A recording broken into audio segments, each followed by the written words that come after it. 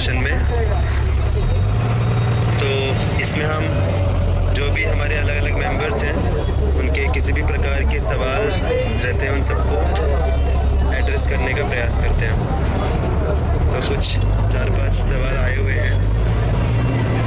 I'll quickly share my screen and then we'll begin.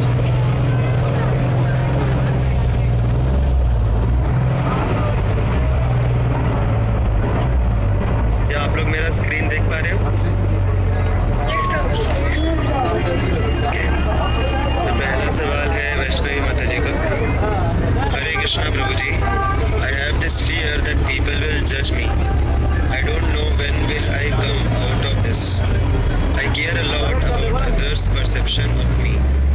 Does this mean I'm fake? Do I seek acceptance? I don't know. Please correct me.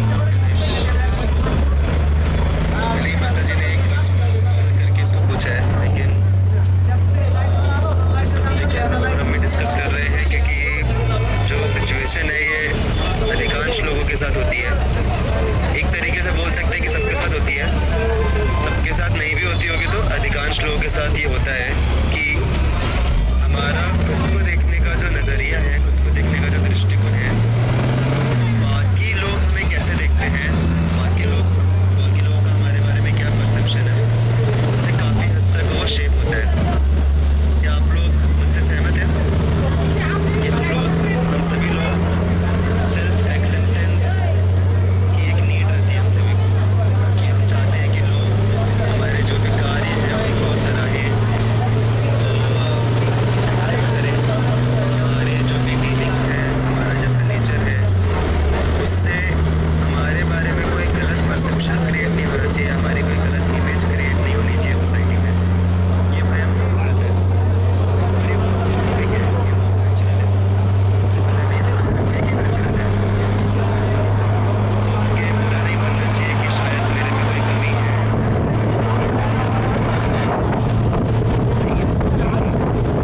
क्योंकि हर किसी के अंदर ego रहता है।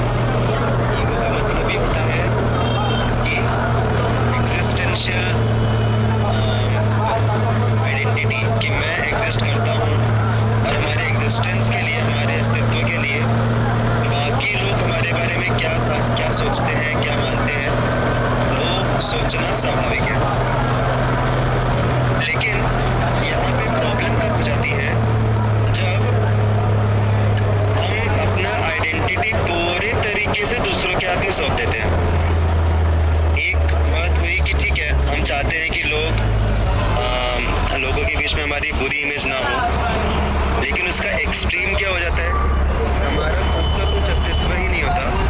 जैसा दूसरे लोग सोचते हैं हमारे बारे में, या हमको जो लगता है कि दूसरे लोग ऐसा सोचते हैं, उसके आधार पे ही हम अपना भी अस्तित्व निर्धारित कर देते हैं। तो इसकी एक बहुत अच्छी एक कहानी आती है, आप लोगों ने पहले भी सुना होगा कि एक बार एक पिताजी और एक उनका बच्चा दोनों एक गधे के ऊपर बैठ के जा रहे होते हैं, सामान रखा रहता है उनके पास।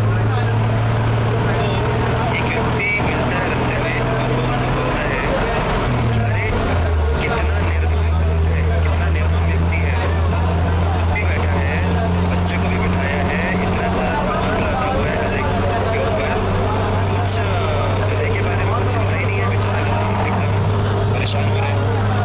तो उसको लगा यार सही बोल रहा है व्यक्ति, तो वो क्या करता है, तो अपने बच्चे को और अपने सामान को नीचे उतार देता है और खुद उसके ऊपर बैठा रहता है, जिससे वो डायरेक्शन दे पाएगा। देखो, बच्चा गधे के ऊपर बैठ तो सकता है, लेकिन गधे को संभाल नहीं पाएगा, राइट? तो इसलिए वो खुद बैठे रहते हैं।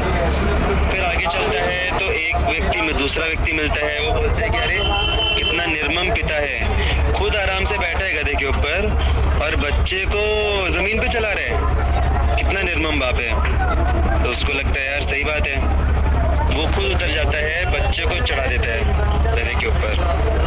फिर उसके बाद तीसरा व्यक्ति मिलता है, वो बोलता है कि अरे कितना निर्मम बच्चा है, खुद जवान है और बैठा है गधे के ऊपर, और पिताजी जो बूढ़े हैं उनको चला रहे हैं रास्ते पे, कितना निर्मम परिवार है ये। तो फिर उनको भी लगता है यार मेरी वजह से बच्चे को सुनना पड़ रहा है, तो वो क्या करता है, बच्चे को भी उतार देता है नीचे। पीछे, और सामान तो वैसे भी अपने कंधे पे लिया रहता है। फिर एक चौथा या पाँचवा हुआ, चलो पाँचवा पकड़ लेते हैं। पाँचवा व्यक्ति मिलता है, वो बोलता है कि अरे कितना बेवकूफ़ आदमी है, ये तो गधे से भी बड़ा गधा है। खुद अगर चलना ही था तो गधे को लिया क्यों, अगर खुद ही चलना था तो। गधा है और गधे को चला रहा है, खुद भी चल रहा है। तब जाके उसने अपना माथा पकड़ा और उसने बोला कि भाई कुछ भी करूँ मैं, कुछ ना कुछ हर कोई व्यक्ति कुछ ना कुछ बोलेगा ही बोलेगा। समझा सभी को ये स्टोरी? इस स्टोरी से हम क्या सीख सकते हैं? बताना चाहिए। जिसको बोलना है वो बोलेगा। हम कितना भी कुछ भी करें, कैसे भी रहें, हमको 100% सेल्फ एक्सेप्टेंस नहीं मिलेगा। ऐसा नहीं है कि हर एक व्यक्ति हमें अप्रिशिएट ही करेगा, हमेशा मिक्सचर रहता है। और ऐसा भी नहीं कि हर एक व्यक्ति हमें नॉट अप्रिशिएट करेगा, हमें तिरस्कृत करेगा, ऐसा भी नहीं है। हम कोई भी कार्य करें जीवन में, हम कैसे भी रहें, कुछ लोग रहेंगे जो हमें अप्रिशिएट करेंगे, कुछ लोग रहेंगे जो हमें अप्रिशिएट नहीं करेंगे, क्योंकि संसार में वैरायटी है और वैरायटी के लोग हैं। तो कुछ लोग अप्रिशिएट करेंगे, कुछ लोग अप्रिशिएट नहीं करेंगे। तो अच्छा मुझे आप बताइए, अभी ये जो चारों ऑप्शंस थे, ये जो गधा और जो व्यक्ति था, जो मुसाफिर था, वो मुसाफिर ने जो अलग अलग कार्य किए, क्या वो सारे कार्य गलत थे? हर एक कार्य के लिए किसी न किसी ने कुछ ना कुछ बोला ना गलत, ठीक है। अभी अगर वो मुसाफिर बोलता है कि चलो आज से मैं किसी की नहीं सुनूंगा, आज से मेरे को जो मन में आए वो करूँगा, क्योंकि हर चीज़ के लिए कोई ना कोई मुझे मना ही करेगा, रोकेगा टोकेगा, तो इसलिए आज से मैं कुछ भी करूँगा। तो क्या ये सारे के सारे चारों ऑप्शन सही थे जो उसने किया? नहीं, चारों के ऑप्शंस गलत भी नहीं थे, चारों के ऑप्शन सही भी नहीं थे। उसमें से कुछ ऑप्शन गलत थे, कुछ ऑप्शन सही थे। कोई बता सकते हैं क्या सही ऑप्शन था उसको? क्या उसने क्या किया, उसने कौन सा ऑप्शन सही किया?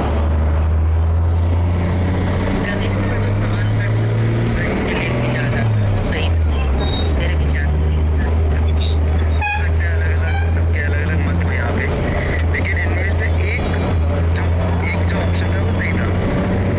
तो पॉइंट ये है कि हमारे जो कार्य है, हमारे कार्यकलाप जो है और हमारी जो विचारधारा है, वो लोगों द्वारा निर्मित नहीं होनी चाहिए, वो भी है, लेकिन ऐसा नहीं है कि हम सेल्फ एक्सेप्टेंस को पूरी तरह छोड़ दें, क्योंकि अगर हम पूरी तरीके से छोड़ देंगे सेल्फ एक्सेप्टेंस को, तो फिर हम कुछ भी करेंगे, कोई भी कुछ भी करेगा समाज में।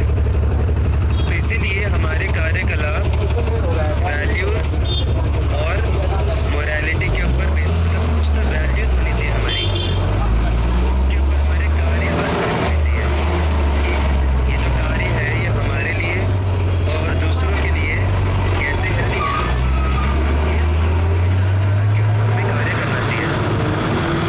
और तीसरी बात कि सेल्फ एक्सेप्टेंस जो है उसकी डिमांड करना, उसकी नीड जो है वो सही भी है, लेकिन हम किन से एक्सपेक्ट कर रहे हैं, हम सेल्फ एक्सेप्टेंस किन से डिमांड कर रहे हैं, वो भी मैटर करता है।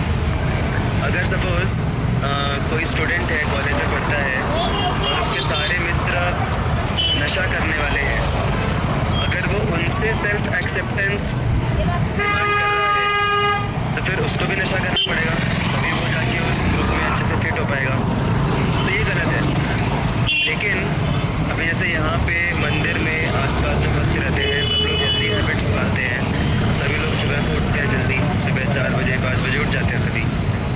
तो यहाँ पे अगर कोई व्यक्ति आता है और उसको लगता है कि अरे यार सब लोग उठ रहे हैं सुबह सुबह 4:30-5 बजे, तो मुझे भी उठना चाहिए, तो यहाँ पे जो सुबह को उठ रहा है उसके पीछे ट्रिगर क्या है, उसके पीछे फोर्स किस चीज़ का है? सेल्फ एक्सेप्टेंस का है।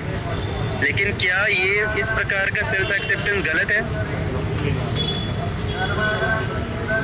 इस प्रकार का सेल्फ एक्सेप्टेंस सही है, क्योंकि वो अच्छे लोगों से, जो हेल्दी लोग हैं, उनके द्वारा वो स्वीकृति चाहता है। तो तो यहाँ पे मैटर ये करता है कि हम सेल्फ एक्सेप्टेंस जो है, स्वीकृति जो है, वो हम किन से डिमांड कर रहे हैं, उनका कैरेक्टर कैसा है, उनका जीवन शैली कैसा है, वो हमें जज करना चाहिए।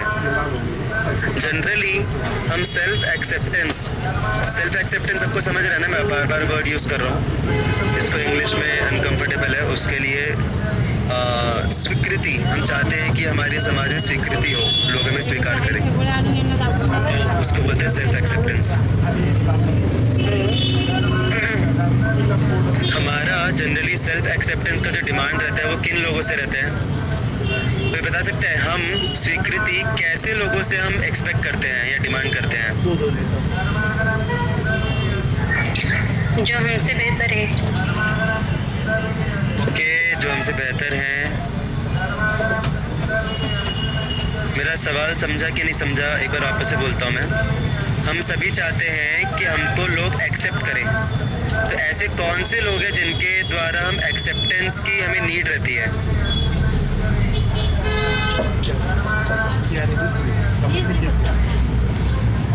या वेरी गुड, तेजस प्रो ने एकदम परफेक्ट आंसर दिया। The ones who are close to us और इन अथॉरिटी, जो हमारे निकट के लोग हैं, जिनके साथ हम ज़्यादा समय व्यतीत करते हैं, या फिर हमारे लव्ड वंस। अभी जैसे आप लोग अगर फ्लाइट में जा रहे हैं, ट्रेन में जा रहे हैं, तो अगर आपकी इमेज थोड़ी ख़राब हो गई आजू बाजू वालों के बीच में, तो क्या आपको उतना मैटर करेगा क्या? वो नहीं करेगा, क्योंकि कितने समय का सफ़र है, कुछ आधे घंटे या 1 घंटे हम साथ में रहने वाले हैं, उसके बाद उनको भी पता नहीं हम कौन है, हमको भी पता नहीं वो कौन है। लेकिन जब हम किसी कॉलेज में जाते हैं या कंपनी में जाते हैं या घर पे, तो वहाँ पे हमारी इमेज कैसे है वो हमें मैटर करता है। क्यों? क्योंकि ऐसे लोगों के साथ हम ज़्यादा से ज़्यादा समय बिताने वाले हैं, तो इमेज मैटर करती है ऐसे केस में। तो हम कैसे लोगों के साथ ज़्यादा समय बिताते हैं, कौन हमारे हृदय के करीब है। जैसे अभी सपोज भाई अगर वो एरोप्लेन का ही सफ़र है, आपके आजू बाजू में जो बैठे हैं वो आपके बारे में क्या सोचते हैं, क्या मानते हैं, उतना मैटर नहीं करता। लेकिन अगर आपके बाजू में ऐसे व्यक्ति बैठा है जो बहुत बड़ा सेलिब्रिटी है, जो आपको बहुत प्रिय है, आपका फेवरेट पर्सन है वो, तो भले ही वो ट्रैवल आधे घंटे का हो, लेकिन क्या आपको अपनी इमेज मैटर करेगी? ऐसे केस में करेगी, because that person is close to your heart. तो ये दो चीज़ें मैटर करती हैं कि हमारे दिल के कौन करीब है और हम किन के साथ ज़्यादा समय बिता रहे हैं। तो जब मैंने बोला कि हमें अच्छे लोगों से हमें सेल्फ एक्सेप्टेंस की जो डिमांड है वो अच्छे लोगों से करना चाहिए, तभी जाके हम जीवन में कुछ अच्छा करेंगे। अगर हम गलत लोगों से सेल्फ एक्सेप्टेंस का डिमांड करेंगे और उसके लिए फिर हम खुद को चेंज करेंगे, तो फिर हम भी गलत दिशा में जाएंगे उनकी तरह, हमारा भी कैरेक्टर ख़राब होगा। तो इसीलिए हमें कोशिश करना चाहिए कि हम ज़्यादा से ज़्यादा समय अच्छे लोगों के साथ बिताएं। समझ रहे हैं? ज़्यादा से ज़्यादा समय हम अच्छे लोगों के साथ बिताएं, जिससे हमारा जो आइडेंटिटी है, हमारा जो आइडेंटिफिकेशन है, वो अच्छे लोगों के साथ हो, और जिससे उनके सेल्फ एक्सेप्टेंस के लिए वो हमें एक्सेप्ट करें। इसके लिए हम अच्छे अच्छे कार्य करें, हम अपने जीवन को अच्छे तरीके से हम मोल्ड करें, जो कि ज़रूरी है। अगर हम ज़्यादातर समय ऐसे लोगों के साथ बिताते हैं जो लोग गलत एक्टिविटीज़ में लगे हुए हैं, तो फिर नेचुरली हम चाहेंगे कि हम उनके द्वारा स्वीकृति प्राप्त करें, हमें वो स्वीकार करें, और उसके लिए हो सकता है हमें गलत कार्य करने पड़ जाएं विवश होके। इसको बोलते हैं peer pressure. Peer pressure natural है, लेकिन पीयर्स हमें चूज़ करना है। हमारे पीयर्स कैसे होने चाहिए वो चूज़ करना हमारे हाथ में है। अभी हो सकता है कि हम चाहें कि हम ऐसे लोगों के साथ ज़्यादा समय ना बिताएं जो कि गलत आदतों में लगे हैं, जिनका कैरेक्टर अच्छा नहीं है, लेकिन क्या करें, अभी कुछ और ऑप्शन ही नहीं है। हमको ऐसी जगह पे जाना पड़ता है पढ़ाई करने के लिए, जॉब करने के लिए, या हो सकता है हमारे फ्रेंड सर्कल में, रिलेटिव्स में ऐसे लोग हों। तो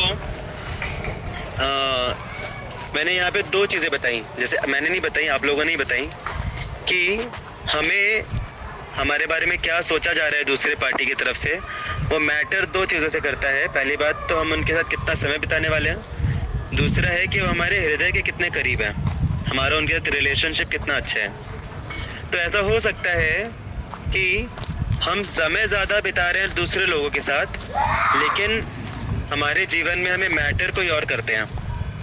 जैसे यहाँ पे भी भक्तों के समाज में काफ़ी सारे भक्त हैं, वो लोग कंपनी जाते हैं, कार्य करते हैं, लेकिन उनका दिल लगे रहता है कि कब मैं जल्दी से जल्दी कंपनी से वापस आऊँ, ऑफ कोर्स अपनी पूरी जिम्मेदारी निभा के, और फिर मैं वापस से मंदिर में आऊँ, भक्तों से मिलूँ, अपने फ्रेंड्स जो हैं भक्तों में उनसे मिलूँ, अपने परिवार वालों से मिलूँ मैं, और सेवा करूँ मैं। तो भले ही समय बिता रहे हैं वो दूसरे लोगों के साथ, लेकिन उनका जो हृदय है वो कहीं और है। हृदय उनका उन्होंने सौंप दिया है अच्छे लोगों के हाथ में। इसीलिए उनका आइडेंटिटी जो है वो डिसाइड कर रहा है अच्छा संग। तो इसलिए यहाँ पे साधु संग, अच्छा संग होना बहुत ज़रूरी है। नहीं तो मैंने कितने सारे एग्जाम्पल्स देखे हैं अपने कॉलेज लाइफ में कि बच्चे इतने अच्छे परिवार से आते हैं, गांव से एकदम सीधे साधे परिवार से आते हैं, लेकिन 4 साल में इतना उनके अंदर बदलाव आ जाता है कि लगता है कि ये दूसरा कोई व्यक्ति है। इतनी सारी गलत आदतों में लग जाते हैं, सिगरेट फूकना, दारू पीना, अपने पूरे स्कोर को ख़राब कर देते हैं, पढ़ाई पूरा सत्यानाश हो जाता है, जॉब के बारे में कुछ उनको ख्याल ही नहीं रहता, पूरे तरीके से बिगड़ जाते हैं। अभी वो फर्स्ट ईयर में आए थे तो कितने अच्छे बैकग्राउंड से आए थे, फिर ये बदलाव किसकी वजह से आया? ये 4 साल में इतने बदल क्यों गए? वो कारण क्या था? क्या वो चाहते थे बदलना? क्या वो बिगड़ना चाहते थे? नहीं बिगड़ना चाहते थे वो बदले क्यों, वो बिगड़े क्यों? वो पीयर प्रेशर की वजह से, क्योंकि उनको अच्छा संग नहीं मिला, और जैसा संग वैसा हम चाहते हैं कि हम भी उनके द्वारा एक्सेप्ट किया जाए, तो हम खुद को बदलते हैं और फिर इस प्रकार लोग बिगड़ जाते हैं। तो इसीलिए हमें सेल्फ एक्सेप्टेंस समझना चाहिए कि हमारे अंदर है ये नीड, लेकिन वो सेल्फ एक्सेप्टेंस हमें सही जगह से ढूंढने का प्रयास करना चाहिए। और वो सही जगह कैसे निर्धारित होगी? हम कैसे लोगों के साथ ज़्यादा समय बिता रहे हैं और कैसे लोग हमारे हृदय को ज़्यादा करीब हैं। हमको कौन से प्रकार के लोगों की जो विचार है, दृष्टिकोण है, वो ज़्यादा मैटर करती है। इसीलिए जो शब्द गुरु है, गुरु का मतलब जो स्पिरिचुअल गाइड्स रहते हैं, उनके लिए हिंदी में शब्द गुरु यूज़ किया जाता है। तो गुरु का अर्थ क्या है, कोई बता सकता है? हमने पहले भी कई बार डिस्कस किया है।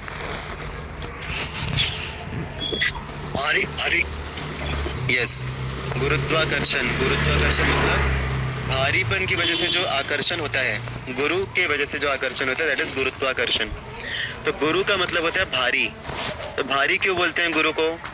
क्योंकि गुरु ऐसे व्यक्ति हैं जिनका हमारे बारे में जो नज़रिया है वो आइडियली हमें सबसे ज़्यादा मैटर करना चाहिए। समझ रहे हैं? पूरी दुनिया अगर हमें नकार दे, लेकिन हमें इस बात की खुशी होनी चाहिए कि मेरे जो गुरु हैं वो मुझे एक्सेप्ट कर रहे हैं। ऐसा अगर किसी के जीवन में है, ठीक है, गुरु तो हम एक व्यक्ति के बारे में बोल रहे हैं, लेकिन अगर ऐसे कुछ लोग हैं जो कि अच्छे डायरेक्शन में जा रहे हैं और हमें करीब भी हैं, वो हम उनसे अगर सेल्फ एक्सेप्टेंस डिमांड करते हैं और उसके हिसाब से हम खुद को बदलते हैं, तो we are in a very fortunate situation. अगर नहीं है तो हमें ऐसे लोगों का संग करना चाहिए, और फिर उसके हिसाब से फिर हमारा एक आइडेंटिटी अच्छा बनेगा, और फिर हम खुद को सकारात्मक प्रकार से हम खुद को ढालेंगे। तो ये जो सेल्फ एक्सेप्टेंस है, ये व्यक्ति को बिगाड़ भी सकता है और ये व्यक्ति को बहुत अच्छे तरीके से सुधार भी सकता है। वो डिपेंड करता है कि हम सेल्फ एक्सेप्टेंस किन से डिमांड कर रहे हैं। Is that clear? जिनका सवाल था उनका थम्स अप नहीं आया। Yes, search my mother. I'm taking a lot of time. Prabhuji, I want to ask one more thing. Like, we tend to often prove that we are doing right thing. So, ये proving का भी अंदर आ जाता है कि हर चीज़ के बारे में मतलब prove करने की सोचती हूँ. So, that is also one thing. Okay. So, मतलब अंदर है कि नहीं है, लेकिन हम prove करने का प्रयास करते हैं. Is that the question? हाँ, मतलब प्रूफ करती हूँ कि I am not doing wrong thing, मेरा इंटेंशन करेक्ट। प्रूफ करने में और जस्टिफाई करने में फर्क होता है। आप प्रूफ करने का बोल रहे हैं, जस्टिफाई करने का बोल रही हैं? Justify. Okay, so that is justification. Okay. कि मैं तो इस विचार से कर रहा था, या फिर मैं तो ये करना चाहता था, या फिर मैं ये करना चाहता हूँ, लेकिन आप उसको गलत समझ रहे हैं। Does that what you mean? Yes. And especially like it's not that it happens with materialistic people only, even with devotees sometimes. So that is one of the question. नहीं, अगर हम सही कर रहे हैं तो फिर जस्टिफाई करने में प्रॉब्लम क्या है? अगर सामने वाला हमको नहीं समझ पाया, we have full scope of clarifying कि हम सही कर रहे हैं, इस वजह से कर रहे हैं. There is no problem in justification और clarification. Yeah. At least as far as I feel कि क्लैरिफाई करना, देखिए अभी अगर हम सही चीज कर रहे हैं, अगर हमको क्लियर है और सामने वाला अगर नहीं समझ पाया, उसने मिसअंडरस्टैंड किया, और अगर हम उसको justify, actually justification is a negative word, clarification, कि अगर हम क्लैरिफाई कर रहे हैं कि मैं ये क्यों कर रहा था और मैं क्या करना चाहता था एक्चुअली, या अगर हम क्लैरिफाई नहीं कर रहे हैं, अगर हम अंदर ही अंदर घुट रहे हैं कि अरे सामने वाला मुझे समझ नहीं रहा, तो उससे और प्रॉब्लम बढ़ती है. इट्स ऑलवेज बेस्ट कि हम कम्युनिकेशन को ओपन रखें, क्लियर रखें और क्लैरिफाई करें. तो it's always good to clarify, लेकिन उसमें एक कंपोनेंट ह्यूमिलिटी का भी होना चाहिए, विनम्रता का भी होना चाहिए. हमें ऐसा नहीं सोचना चाहिए कि बस my way is the highway. Clarify करना चाहिए, लेकिन हमें इतना ओपन माइंडेड होना चाहिए कि हमें सामने वाले का भी सुनना चाहिए. एटलीस्ट हमें उसको भी स्कोप देना चाहिए कि वो एक्सप्रेस कर पाए कि व्हाट इज़ द करेक्शन. कई बार क्या होता है, ये हम सबके साथ होता है और अभी भी हो रहा होगा, जब ये सेशन चल रहा है ना, उस समय भी सब काफ़ी लोगों के साथ हो रहा होगा ये, कि हम सुनते नहीं है ठीक से. हम प्रेजेंट रहते हैं सामने, हम सुन रहे हैं. आप लोग कौन कौन सुन रहे हैं?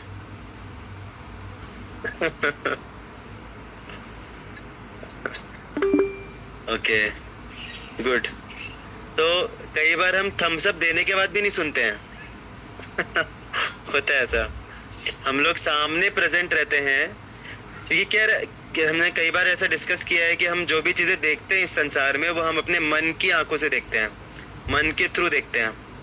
तो उसी प्रकार से जब हम सुनते हैं सामने वाले व्यक्ति को, तो भी हम मन के द्वारा सुनते हैं, और वो व्यक्ति कुछ और बोल रहा है, हमारा मन उसको कुछ और परसीव करता है, और फिर हमको कुछ और ही समझ में आता है.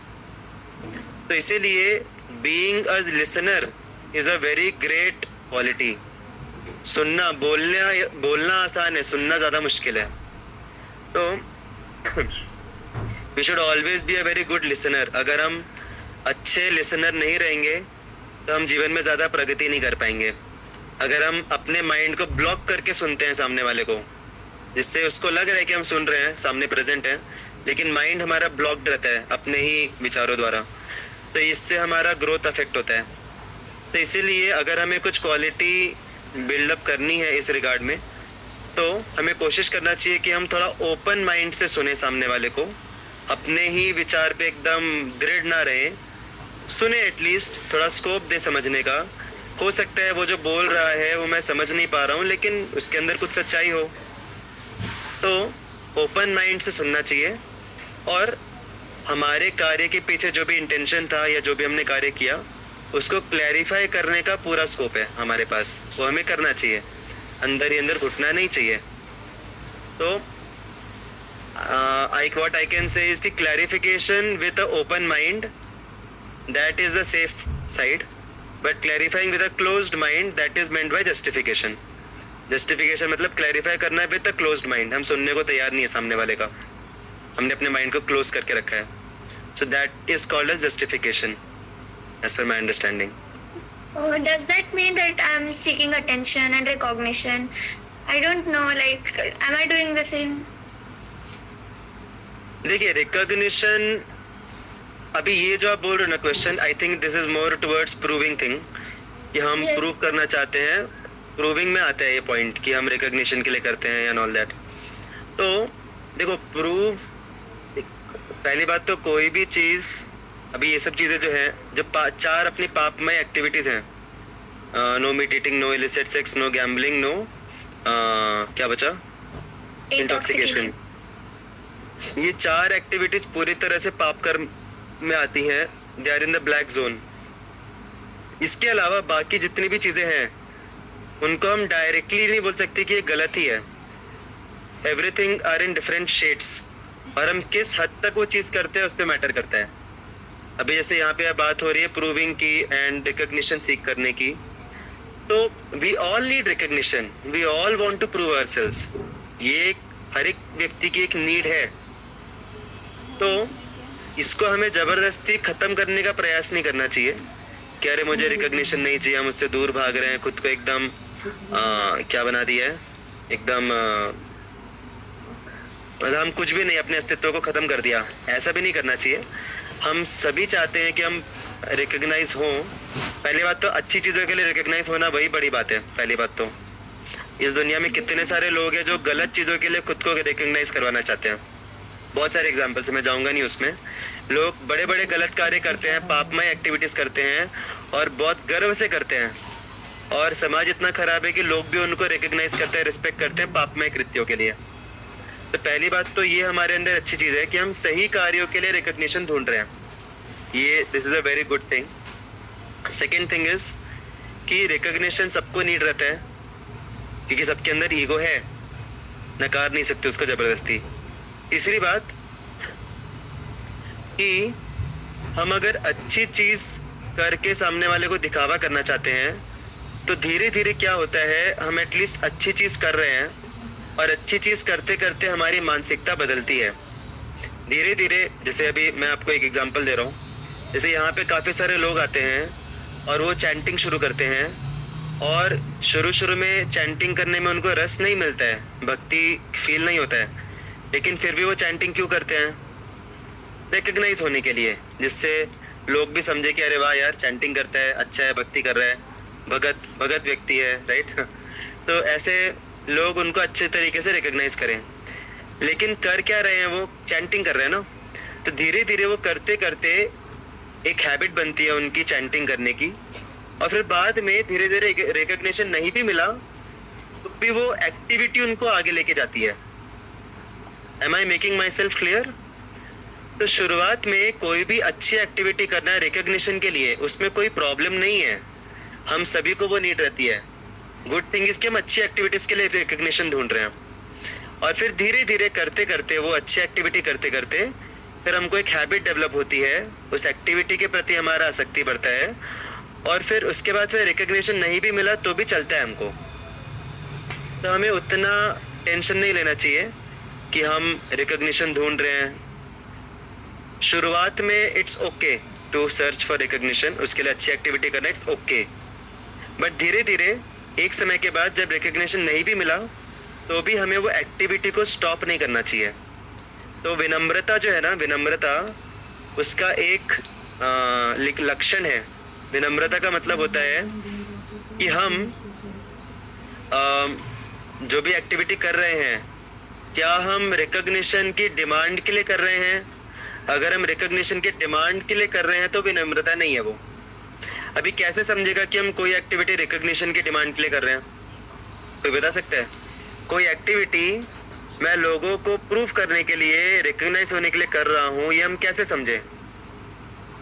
जब कोई भी नहीं रहता है and when there is no recognition still we are doing the same, then we perfect 200% perfect point. हम वो कर रहे हैं एक्टिविटी और हमें रिकग्निशन मिल रहा है और हमें अच्छा लग रहा है, और ठीक है, हम भले रिकग्नाइज होने के लिए वो कर रहे हैं एक्टिविटी, उसमें कोई प्रॉब्लम नहीं है। लेकिन जब रिकग्निशन नहीं मिलेगा तब भी क्या हम वो एक्टिविटी करेंगे कंटिन्यू, या रोक देंगे, बंद कर देंगे? वो मैटर करता है। तो इज दैट क्लियर? या तो बहुत कुछ हमने डिस्कस किया। जस्ट क्विकली समराइज ये जो रिकग्निशन वाला पॉइंट है कि हमें देखना चाहिए कि वो जो एक्टिविटी है वो सही है कि नहीं। अगर वो सही एक्टिविटी है, हम उसके लिए रिकग्निशन ढूंढ रहे हैं, तो कोई मतलब उतनी बड़ी प्रॉब्लम नहीं है, it's good only.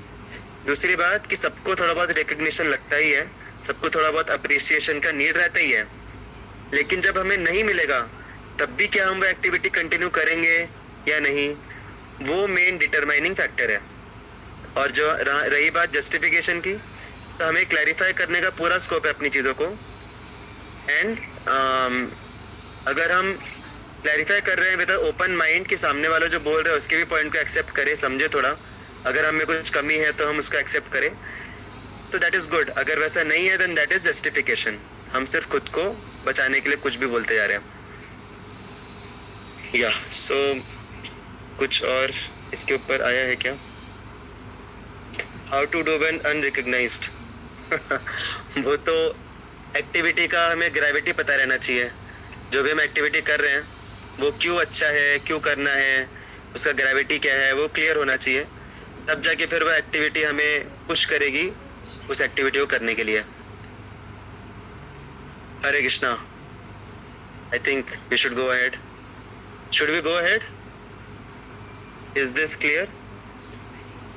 Okay. Yes, thank you so much.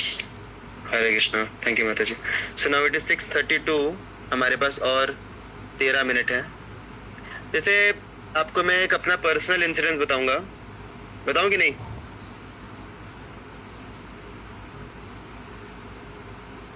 थोड़े बहुत ही थम्सअप आ रहे हैं। ओके। शुरू में मेरे जो स्पिरिचुअल गाइड हैं अभी भी, उन्होंने मुझे सजेस्ट किया था कि मैं जब भी कोई सेवा करता हूँ मंदिर में तो मैं उनको रिपोर्टिंग करूँ।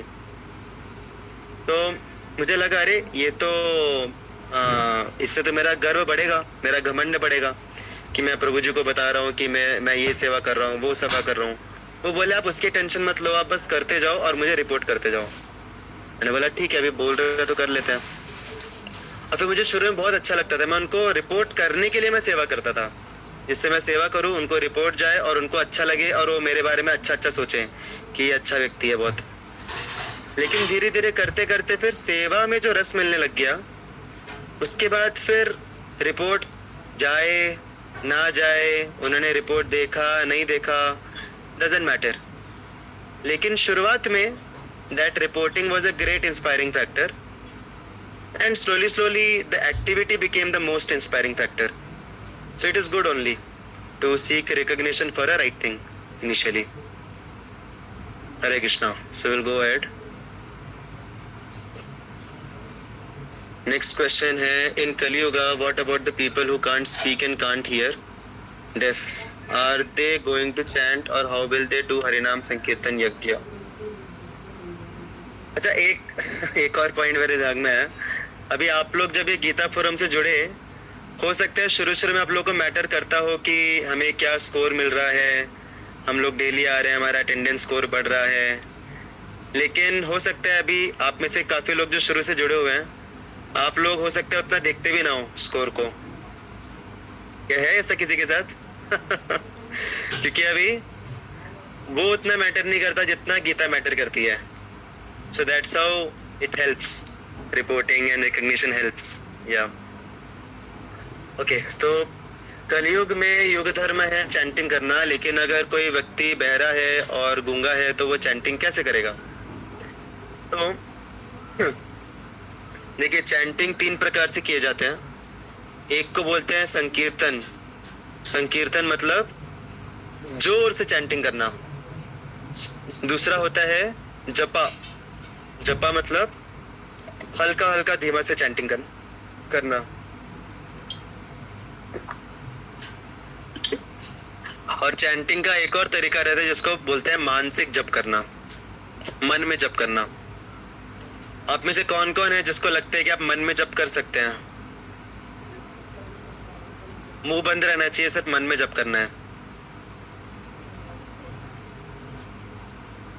Thank God. मुझे डर था कहीं कोई थम्स अप ना कर दे। क्योंकि हमको समझना चाहिए कि हमारा वो स्तर नहीं है कि हम मन में जप करें, इसलिए बोल बोल के जप करना चाहिए। लेकिन अगर कोई व्यक्ति बोल नहीं सकता तो उसके पास बोलने का ऑप्शन ही नहीं है, तो फिर उसके लिए और कोई ऑप्शन नहीं बचता है मानसिक जप के अलावा। तो इसलिए फिर उसको मानसिक जप करना पड़ता है। तो जप हम मन में भी कर सकते हैं, बट हमें करना नहीं चाहिए जब तक भगवान ने हमें बोलने की क्षमता दी है। हमें उस बोलने की क्षमता को भगवान की सेवा में इस्तेमाल करना चाहिए, अपनी जीवा को शुद्ध करना चाहिए हरिनाम के माध्यम से। लेकिन अगर नहीं भी है किसी को बोलने की क्षमता, तो मन में जप कर सकता है। दूसरी बात, सुनेगा कैसे?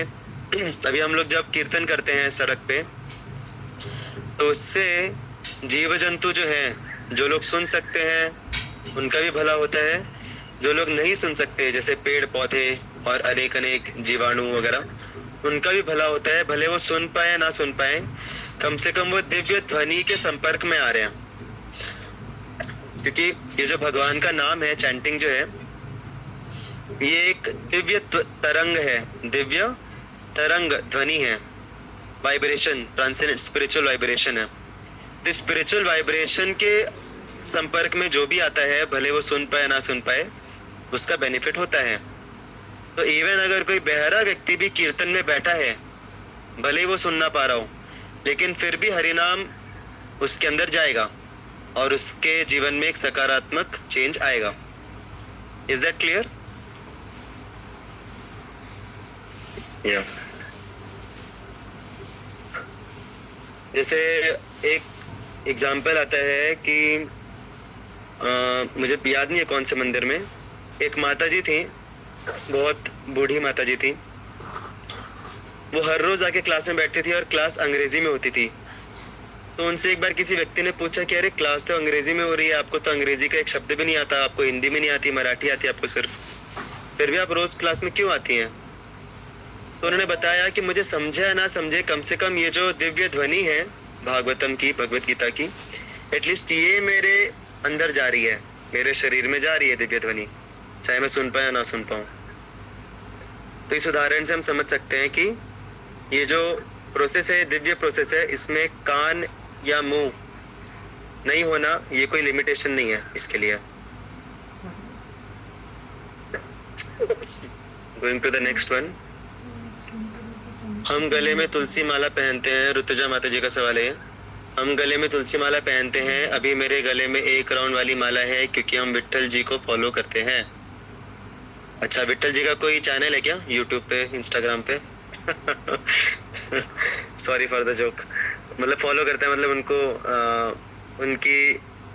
हम उनकी वर्शिप करते हैं या उनको समर्पित करते हैं अपनी चेतना। सो वी फॉलो विट्ठल जी। लेकिन मैंने देखा है कि आपके गले में 4 राउंड की माला है, कुछ लोग 2 राउंड पहनते हैं, कुछ लोग 3 राउंड पहनते हैं, ऐसा क्यों है? या तो इसके अलग अलग कारण है। जनरली हम इस्कॉन में ऐसा स्टैंडर्ड फॉलो करते हैं, मुझे बाहर का तो नहीं पता उतना, लेकिन इस्कॉन में ऐसा स्टैंडर्ड फॉलो किया जाता है कि हरिनाम दीक्षा लेने से पहले तक व्यक्ति 1 माला या 2 माला पहनता है, 2 राउंड वाली माला पहनता है, कंठी माला की, और दीक्षा होने के बाद, हरिनाम दीक्षा होने के बाद वो 3 राउंड की माला पहनता है, तुलसी माला की। अभी उसके पीछे कारण क्या है आई एम नॉट श्योर। किसी को पता है ये अलग अलग राउंड्स की माला में क्या कारण है, उसके पीछे नंबरिंग का? संप्रदाय के अनुसार रहता है प्रभु जी। संप्रदाय के अनुसार रहता है, लेकिन 2 ही क्यों या 3 ही क्यों? Does that represent something? I am not sure, मुझे चेक करना पड़ेगा।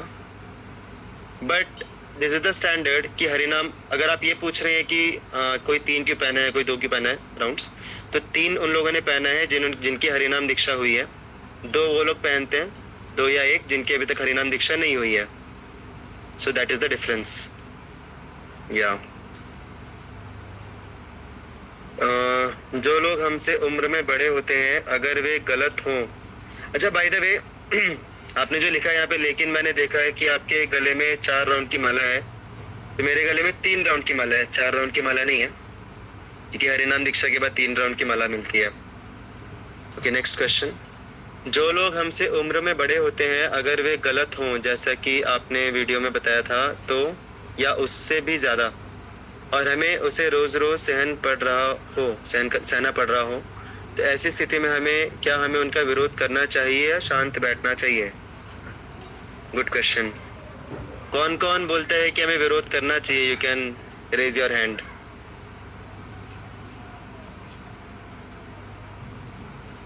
कौन कौन बोलते हैं कि विरोध नहीं करना चाहिए, शांत बैठना चाहिए?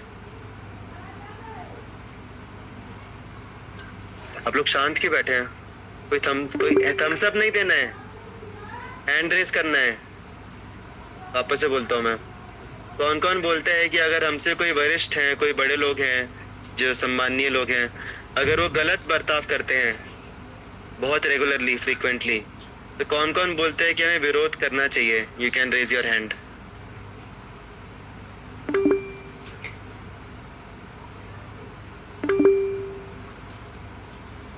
Okay 7 votes for 8 votes for विरोध करना चाहिए। अच्छा, कौन कौन बोलते हैं कि विरोध नहीं करना चाहिए, शांत रहना चाहिए?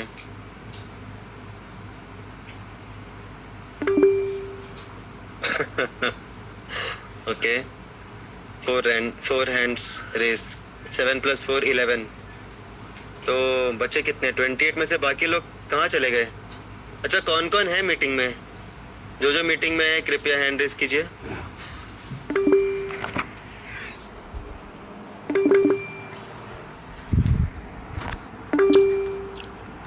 ओके, मतलब 10 लोग डाउटफुल हैं कि हमें हैंड रेस करना, कि हमें विरोध करना चाहिए, शांत बैठना चाहिए। तो as far as my experience goes and my knowledge goes, शांत तो बिल्कुल नहीं बैठना चाहिए, क्योंकि शांत अगर हम बैठते हैं तो हम दो लोगों नहीं, हम सबका ही बुरा कर रहे हैं। पहले तो हम खुद का बुरा कर रहे हैं, हम खुद के लिए आवाज़ नहीं उठा रहे, सिचुएशन को करेक्ट नहीं कर रहे।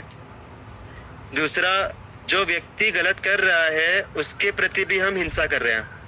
अगर हम कुछ कदम नहीं उठाएंगे तो उसको कैसे समझेगा कि वो गलत कर रहा है, राइट? कई बार लोग गलत करते हैं लेकिन उनको पता नहीं रहता कि वो गलत कर रहे हैं। तो अगर हम कुछ करेंगे नहीं, अगर हम शांति से सहते रहेंगे तो उसको भी पता नहीं चलेगा कि वो गलत कर रहे हैं, तो हम उसके प्रति भी गलत कार्य कर रहे हैं। और हो सकता है कि जिस प्रकार से वो हमारे साथ गलत कार्य कर रहा है उसी प्रकार से वो दूसरों के साथ भी गलत कार्य करे, तो उस प्रकार से हम दूसरों को भी हानि पहुंचा रहे हैं। शांत बैठना ना खुद के लिए अच्छा है, ना उस व्यक्ति के लिए अच्छा है, ना तीसरे व्यक्ति के लिए अच्छा है, किसी के लिए अच्छा नहीं है। तो हमें कुछ तो करना चाहिए, लेकिन क्या करना है वो मैटर करता है। हम किस प्रकार से रिस्पॉन्ड करते हैं वो मैटर करता है। तो कई बार क्या होता है, 3 प्रकार की कैटेगरीज होती हैं। एक रहता है कि सामने वाला सही कार्य कर रहा है लेकिन हमको लग रहा है कि वो गलत कर रहा है, हमारा ईगो बीच में आ रहा है, हमको लग रहा है कि वो गलत कर रहा है। तो ऐसे केस में हमें क्लैरिफिकेशन करना चाहिए, हमें थोड़ा बातचीत करना चाहिए, उनको क्लियरली बताना चाहिए कि आप जो ये कर रहे हैं ये मुझे सही नहीं लग रहा, मुझे गलत लग रहा है ये। हमें उनको स्कोप देना चाहिए क्लैरिफाई करने का। और हो सकता है जब हम क्लैरिफाई करें तो हमें समझ में आए कि वास्तव में सही कर रहा था बट मुझे मिसअंडरस्टैंडिंग थी, तो क्लैरिफाई करना चाहिए। दूसरी बात, हो सकता है कि वो हमारे लिए सही करने के उद्देश्य से कर रहा हो, लेकिन क्योंकि हमारा स्वभाव अलग है, हमारा स्वभाव, हमारा दिनचर्या, हमारी लाइफस्टाइल उसको नहीं पता, तो उसका इंटेंशन सही है लेकिन वो गलती से, उसकी वजह से हमें प्रॉब्लम हो रही है। तो इस केस में भी अगर हम एक्सप्रेस करते हैं तो फिर एक प्रकार का बीच में एक क्लैरिटी आती है, उसको हमारे बारे में समझ में आता है, हमको उनके बारे में समझ में आता है, और फिर इस क्लैरिटी के साथ फिर और अच्छे तरीके से हमारा रिलेशनशिप बन पाता है। तीसरा केस हो सकता है कि वो व्यक्ति जानबूझ के गलत कर रहा हो, उसको क्लियर है कि वो गलत कर रहा है और वो जानबूझ के गलत कर रहा हो। तो ऐसे केस में अगर हम रिस्पॉन्ड करते हैं तो हमें करना चाहिए रिस्पॉन्ड, लेकिन वो डिपेंड करता है बहुत सारे फैक्टर्स पे। जैसे तेजस प्रो ने बोला कि हमारे वो कितने क्लोज हैं, कितने रिस्पेक्टेबल हैं। कई बार हो सकता है हम उनको डायरेक्टली बोले, कई बार हो सकता है हम उनको ना बोले, उनके जो सीनियर है उनको जाके बोले, क्योंकि हो सकता है कि वो हमारी बात ना सुने लेकिन वो किसी और की बात सुनते हो, तो वो जिनकी बात सुनते हैं उनके थ्रू हम उनको मैसेज पहुंचा सकते हैं। समझा? ये आखिरी वाला पॉइंट किस किस को समझा? बहुत इंपॉर्टेंट पॉइंट है ये। जो लोग हमारी नहीं सुनते वो किसी ना किसी की तो सुनते होंगे, तो हमें उनके थ्रू उनके पास मैसेज पहुंचाना चाहिए। तो जैसे हमारे इस्कॉन में भी हम लोग ये स्टैंडर्ड फॉलो करते हैं मैनेजमेंट में, कि हम सभी से ऊपर कोई तो पर्सन रहता है हायरार्की में, सेवा में। अगर हम उनसे डिससेटिस्फाइड है तो हम उनको एक्सप्रेस करते हैं, अगर उससे काम नहीं बना तो हम उनसे ऊपर वाले लेवल पे जाके एक्सप्रेस करते हैं और फिर वो सही तरीके से उन तक मैसेज पहुंचाता है। तो उसको मैनेजरियल टर्म्स में ओम्बड्समैन बोलते हैं। किसी ने सुना है ओम्बड्समैन?